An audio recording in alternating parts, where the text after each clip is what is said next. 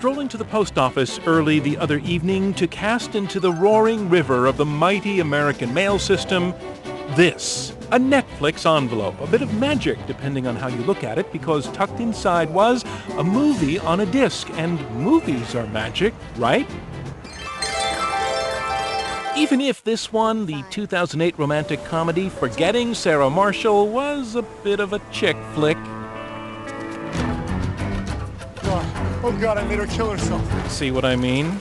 I like anything with Paul Rudd and Jason Segel, though a little too much nudity on his part, I thought. And that, by the way, is Nightline producer Elizabeth Stewart, the last person actually to have watched the disc in my hand because she rented it. And as this Netflix commercial demonstrates, people renting movies and mailing them back and sometimes reviewing them, simple, is how Netflix makes a fortune, even in this economy. And that's magic, right? But back to the post office, and what would happen if before I mail this, I open it up and write just a little bit of a note inside the inside envelope? Hello from Nightline.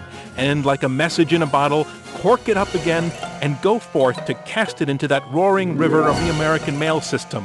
What magic might come of that? Well, we would just have to see. But first, we have to get up early, very early, like they do here at Netflix. 3 a.m. every day, this place comes alive. Hundreds of hands opening hundreds of thousands of envelopes like that one I put in the mail. This is the inner chamber of the hardware side of Netflix, all under one roof, stretching all the way back to where company spokesman Steve Swayze showed me this. I'm seeing ahead of me a world of at least hundreds of thousands of discs. Millions.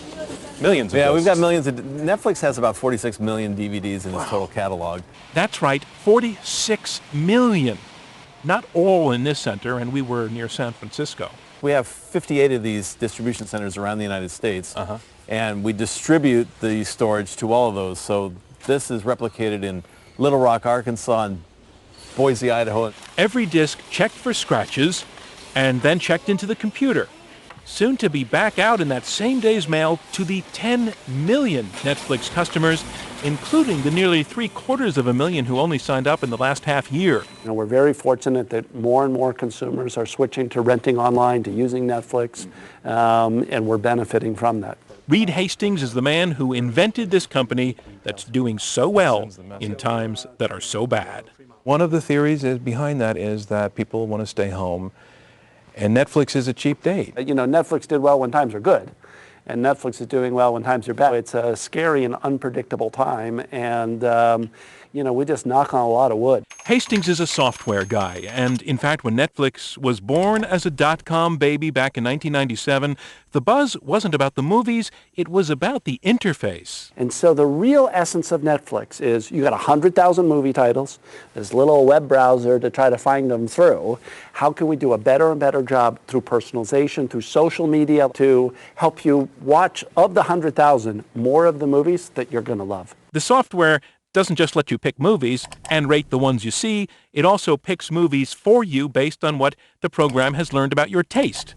Not that it worked perfectly at first. But the first day it was chaos, you know, printing out things, packing slips, and the DVDs, we only had 500 titles. And of course we shipped the wrong DVD to people. What was your source of DVDs in the beginning? Very early it was Best Buy, and we'd go down there and buy a bunch of DVDs, absolutely, buy cases of DVDs. They must have loved you. They did love us, they did love us. But Netflix also had enemies, chief among them Blockbuster, which owned the video rental market this way, hey, this is due Saturday by midnight, and which set out to destroy Netflix by copying it.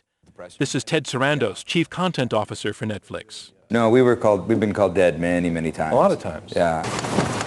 But obviously Netflix is not dead, and Blockbuster ended up saddled with debt. Why didn't they kill you off? Because they did try. And Blockbuster has had to struggle with that $1 billion of debt that whole 5 years until now, and even today they're struggling from that debt. And so, you know, what I try to make clear to people is, you know, it could have easily been that Blockbuster crushed us.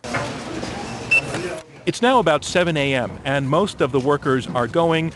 Automation is taking over. This array of machines can address 300,000 discs an hour and sort them by zip code, postage paid by Netflix. What is your postage bill?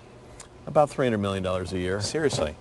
We're one of the largest first-class customers for the United States. Are you Service. carrying the post office for the rest of us? No, we're just a good customer of the post office. Well, for now anyway, because someday, and it has begun already, most, if not all, of Netflix customers will be getting their movies not by mail, but over the internet. Do we see a day when Netflix is all about direct streaming into your home and the DVD is totally out of the picture? Not for a very long time. Years and years? Years and years, absolutely. In fact, we think our DVDs through the mail business will continue to grow for the next 5 to 10 years. In our forecast, we're investing in automation. DVDs today are so ubiquitous. People have them in their car. They have portable DVD players. They're in every PC. They're just incredibly useful. And so it is still an ocean of DVDs, and we wondered, where in that ocean was the disc we had mailed the night before?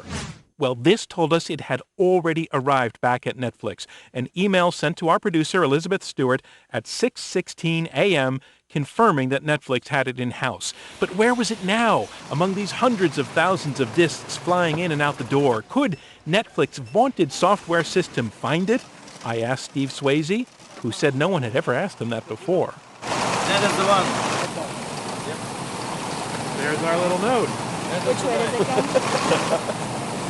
Hello from Nightline, our message in a bottle. And here's the really amazing thing. That disc was already flagged for someone else. So it's out there now, somewhere, our message in a bottle. And if it comes your way, well, hello from us. I'm John Donvan for Nightline in Los Gatos, California.